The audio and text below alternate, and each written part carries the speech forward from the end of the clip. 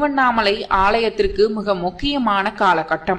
அந்த நூற்றாண்டில்தான் வடக்கு, தெற்கு, மேற்கு பகுதிகளில் கோபுரங்கள் கட்டப்பட்டன. 1340 ஆண்டு முதல் 1374 ஆண்டுக்குள் இந்த 3 கோபுரங்களும் கட்டப்பட்டது. ஹொய்சாலா மன்னர் வீரவல்லாளன் இந்த திருப்பணிகளை செய்தார். 15ஆம் நூற்றாண்டில் திருவண்ணாமலை ஆலயத்திற்கு நிறைய பேர் தானமாக நிலங்களை எழுதி வைத்தார்கள். திருவண்ணாமலை ஆலயம் பொருளாதாரத்தில் மேம்பாடு பெற்றது இந்த நூற்றாண்டில்தான். 16ஆம் நூற்றாண்டில் விஜயநகர பேரரசர் கிருஷ்ணதேவராயருக்கு திருவண்ணாமலை கோவில் மிக மிக பிடித்து போய்விட்டது.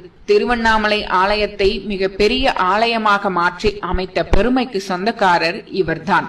அவர் மற்ற மன்னர்கள் போல் ஏதோ 1-2 திருப்பணிகள் மட்டும் செய்யவில்லை. அந்த திருப்பணிகள் ஒவ்வொன்றும் இன்றும் திருவண்ணாமலையில் கிருஷ்ணதேவராயரை நினைவுபடுத்திக் கொண்டிருக்கிறது.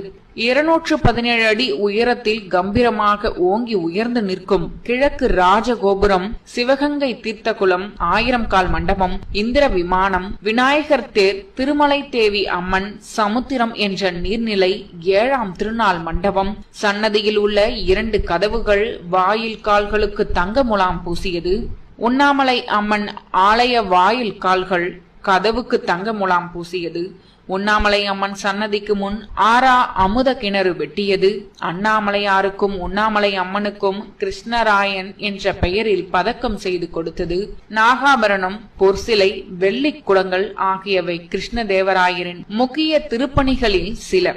1529 கிருஷ்ணதேவராயரின் ஆட்சி நிறைவு பெற்றதை தொடர்ந்து தஞ்சை மன்னர் செவ்வப்ப நாயக்கர் கிழக்கு ராஜகோபுரத்தை 1590 கட்டி முடித்தார். இதற்கிடையே குறுநில மன்னர்களும் சிவனடியார்களும் சிறு சிறு கோபுரங்களை கட்டினார்கள். பேகோபுரம், அம்மணி அம்மாள் கோபுரம், திருமஞ்சன கோபுரம், வல்லாள மகாராஜா கோபுரம் ஆகியவை அதில் குறிப்பிடத்தக்கவை. இன்று 9 கோபுரங்களுடன் திருவண்ணாமலை ஆலயம் அழகுற காட்சியளிக்கிறது. கோபுரங்கள் அனைத்தும் 1370 கட்டத் தொடங்கப்பட்டு 1590 ஆண்டில் முடிக்கப்பட்டுள்ளது. கோபுரங்கள் கட்டி முடிக்கவே சுமார் 220 ஆண்டுகள் தேவைப்பட்டுள்ளது. இந்த அடிப்படையில் தான் ஆலயத்தின் மொத்த கட்டமைப்பும் கட்டி முடிக்க சுமார் 1000 ஆண்டுகள் ஆகியிருப்பது கல்வெட்டுகள் மூலம் உறுதிப்படுத்தப்பட்டுள்ளது.